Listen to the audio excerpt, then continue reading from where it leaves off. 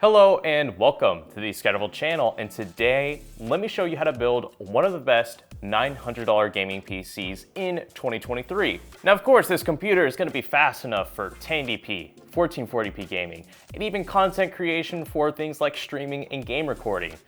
But it is under $1,000 and is featuring some of the latest technologies from AMD, as this is using a Ryzen 7000 processor with DDR5 RAM and the new Radeon RX 7600.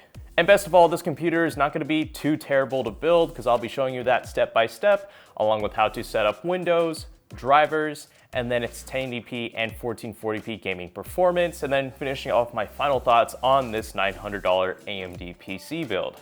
So as usual, if you want to build this computer yourself or just want to check out the parts, I'll have all of that linked in the description below for you to check out. And with that, let's get started. Right, so to build this computer, all you're gonna need is a Phillips head screwdriver and an 8GB or bigger flash drive for your Windows bootable media device, which, speaking of, I have a video tutorial linked in the description showing you how to create one of these for free, because this is what will let us install Windows onto this gaming PC once we're finished building it. So let's start off with the Ryzen 5 7600. This is a 6-core, 12-threaded CPU that comes with a stock CPU cooler. And I think the most impressive part about this processor here is that it has a TDP of 65 watts. So it's really efficient. It's not gonna dump tons of heat into your system, yet its performance is still gonna be next gen. And like I said earlier, we're gonna be using the stock cooler in this build, which already comes with thermal paste, so no need to get your own. Then for the motherboard, we are going with the ASRock B650M HDV M.2. And weirdly enough, this is actually probably the best budget B650 motherboard on the market. By the way, motherboard manual right here. If you're confused with anything on where to plug in what on this motherboard, please take a look at this. SATA cables, don't need that, don't need this, and here is the motherboard.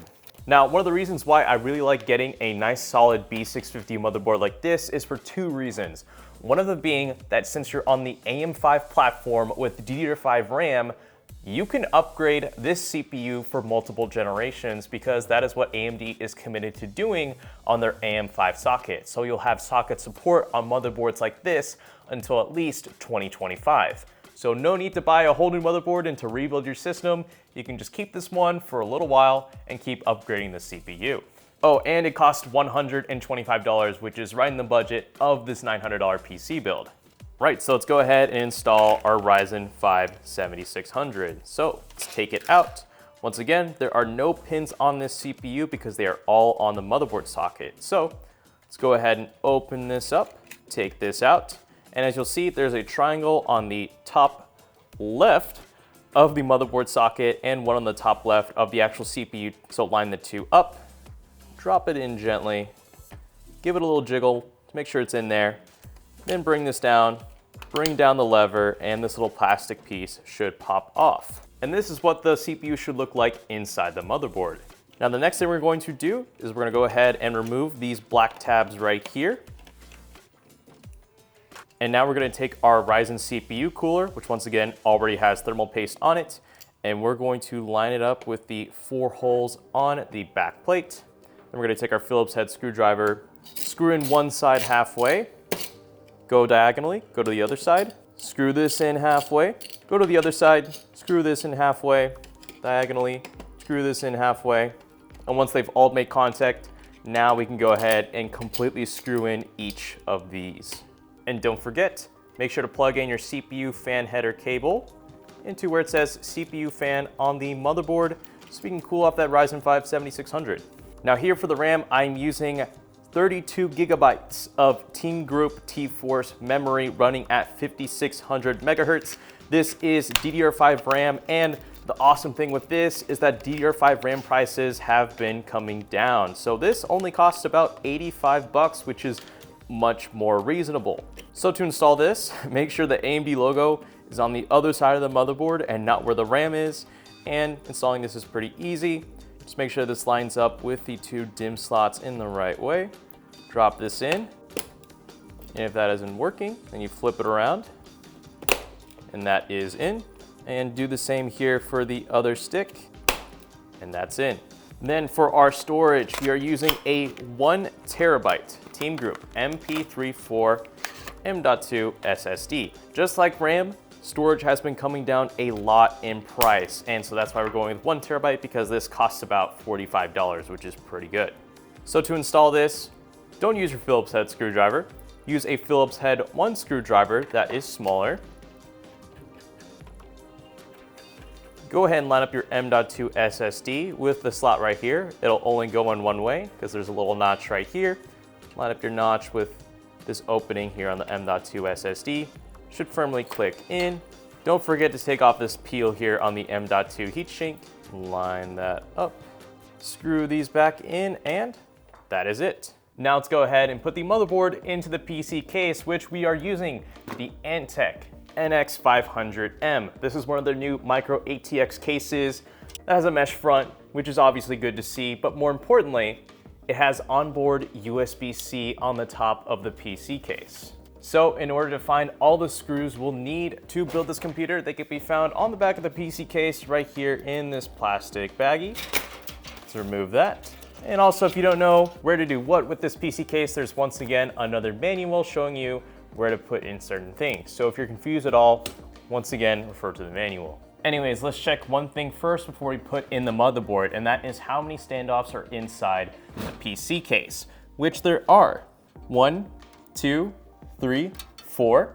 And on the motherboard, we have 1, 2, 3, 4, 5, 6. Meaning we're missing 2 standoffs we need before we put in the motherboard into the PC case, which can be found in this little baggie right here.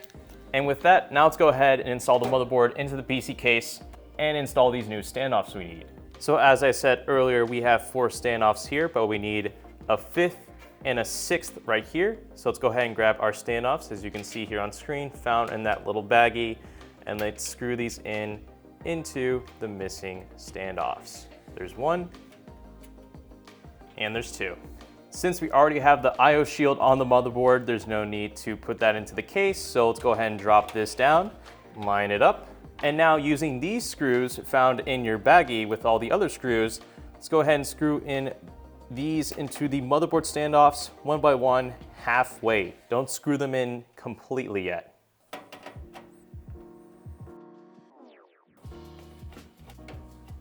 All right, so all 6 screws are in halfway, meaning now we can tighten up each of these one by one. There we go, and we'll go to the other side, tighten that up, go to the other side. There we go.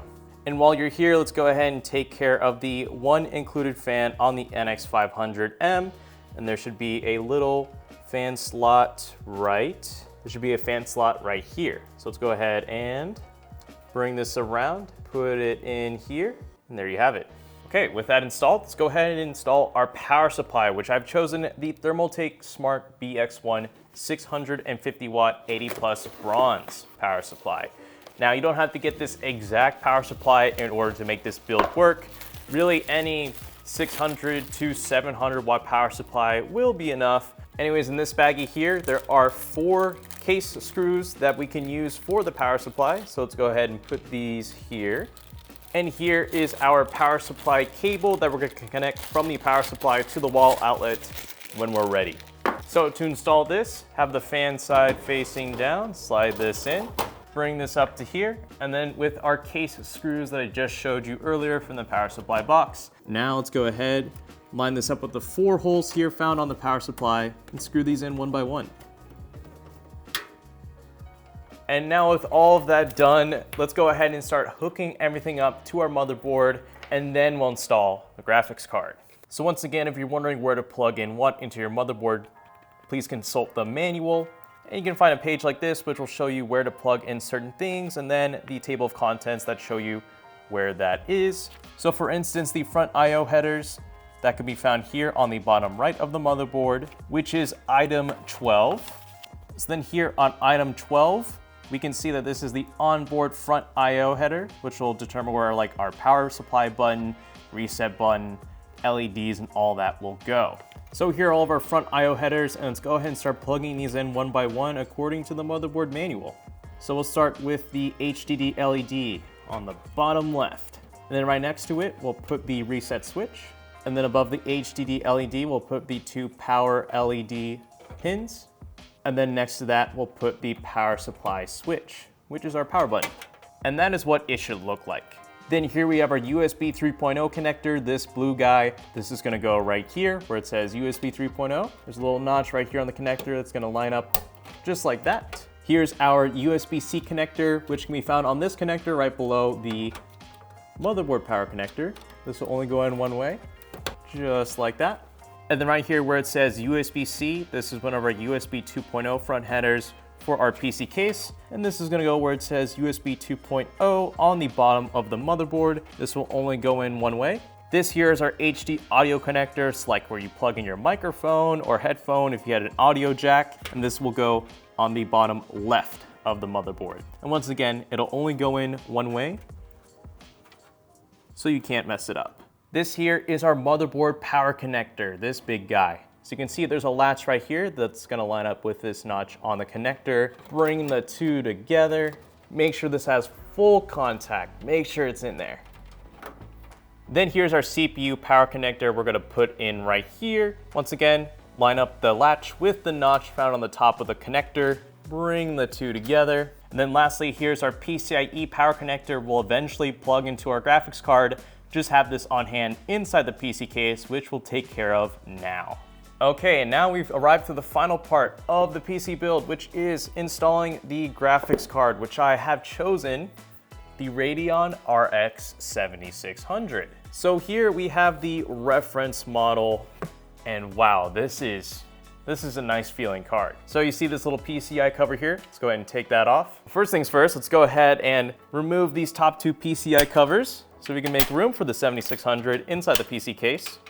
And before we plug this in, let me go ahead and tell you a few reasons why you want to consider a 7600 in a build like this. So something that's really cool about the RX 7600 that you won't find in other graphics cards in its price range is that it comes with the AV1 codec, which is the next generation encoder and decoder for game recording, game streaming, and speeding up, say, your video editing software through hardware acceleration with that AV1 codec. And you're getting that in a graphics card that costs $270, which is really game changing, which is why I'm so excited to use it. So not only is this great for gaming, but it's also great for creative means and content creation.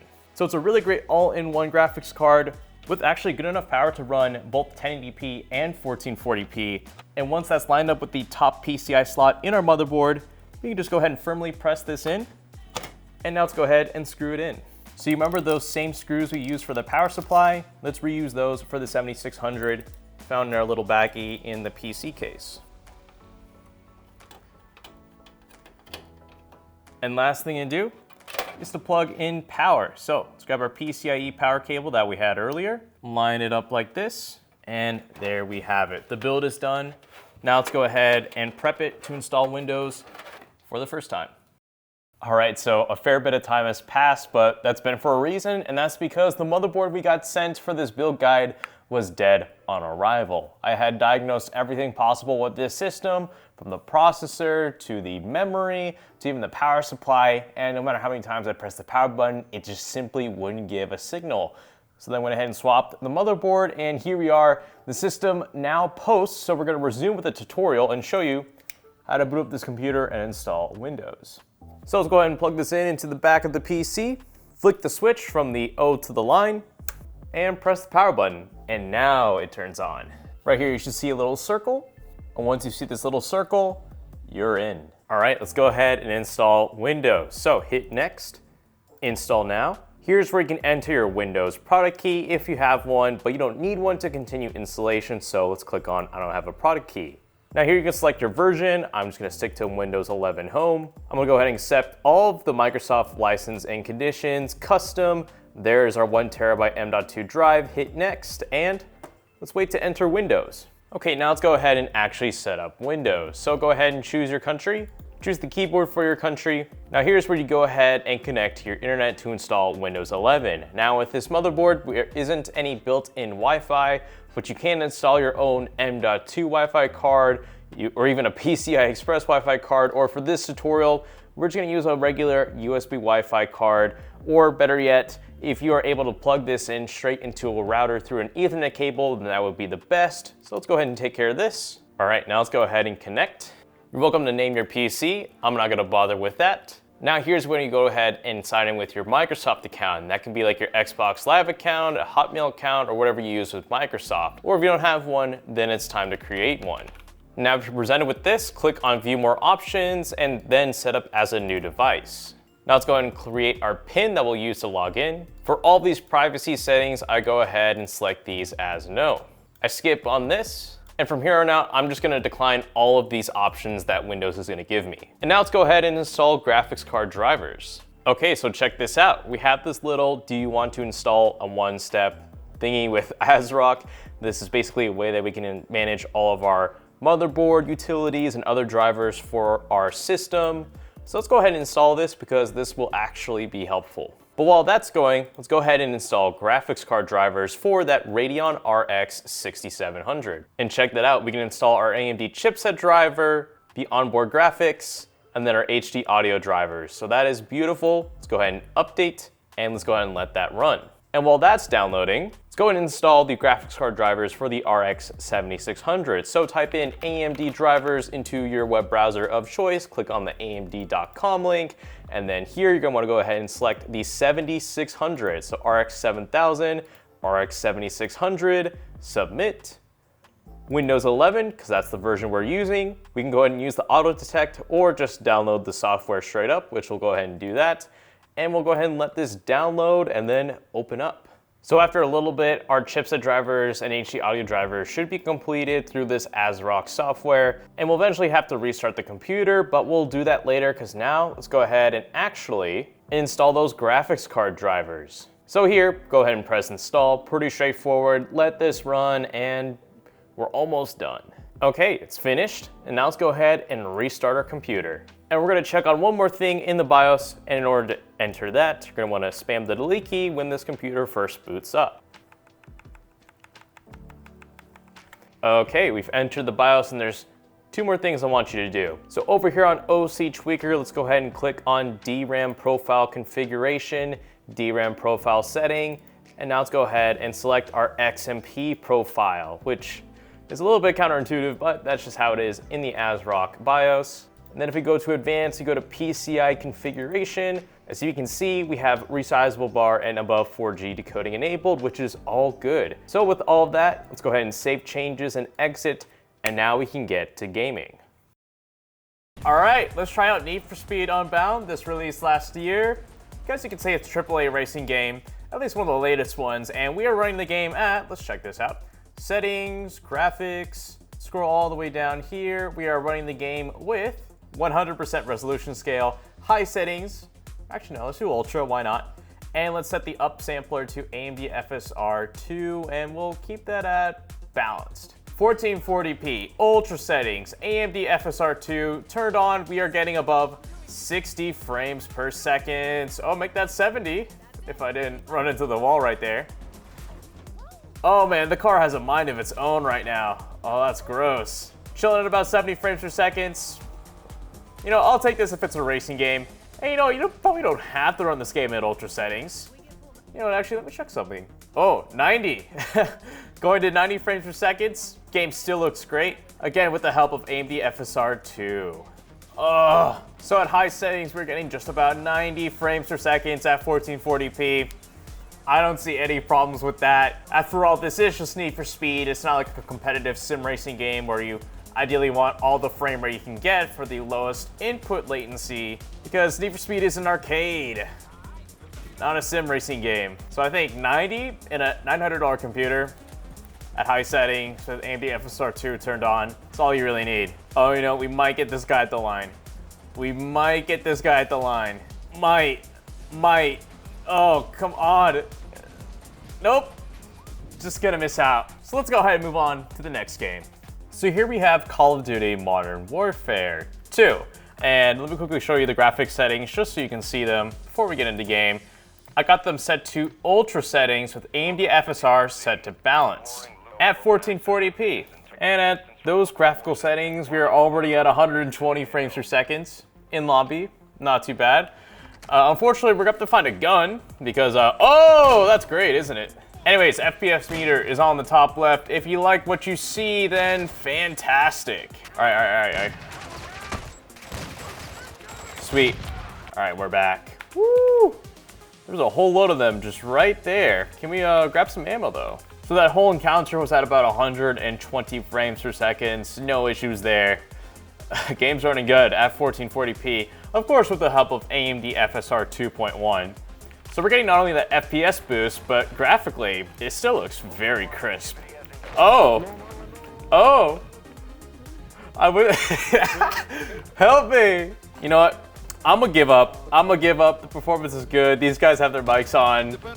Let's move on to the next game. All right, you know what? I think let's go ahead and close out the gameplay section with Returnal. This is a game that was an exclusive to the PlayStation 5, but got ported over to PC earlier this year. And if you want to check out the graphics, here if we check out settings, we go to graphics, we are running the game at high settings with AMD FSR 2.1 turned on. You got it set to balance, and you know what? I'm feeling a little bit generous.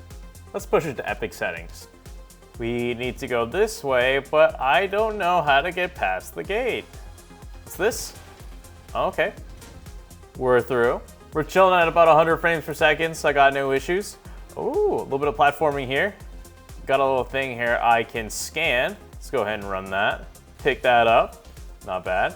It's just nice to see that this computer can indeed run games that have been ported over from the PlayStation to PC. Definitely more than doable, and it looks great too. So this more or less is how the $900 PC build turned out. I tried to do a few things, like maybe attempting to make this an all black sort of build with minimal RGB to almost none, and I feel like the best kind of like show this build to you is to just really overexpose my footage, because with it being in black with that reference RX 7600 and even this custom aftermarket CPU cooler I've gotten from Deep Cooler, it sucks up so much light that I think maybe it could use a little bit of personality to it. But performance-wise, I think it delivers everything it was set out to do. At 1440p gaming, it did a surprisingly good job. And then Ryzen 7600 is a lot faster than you think, despite the 6 cores and 12 threads. And along with that DDR5 memory at 32 gigabytes, and of course the 7600, it's gonna be a fairly capable gaming PC, not just for 1440p gaming, but even for content creation, as once again, all of that gameplay you saw was recorded through the AV1 codec. So all of those games, honestly, you could probably keep the bitrate at like 20 megabytes per second, and you won't really need to push it that hard if you're striving for some of the best quality. You don't have to go into the 50s or even upper 100s to get a really good bitrate, which means lower file sizes for you. So this is a really well-rounded computer that I think performance-wise delivers, but aesthetics-wise, I think maybe could have done a little bit better.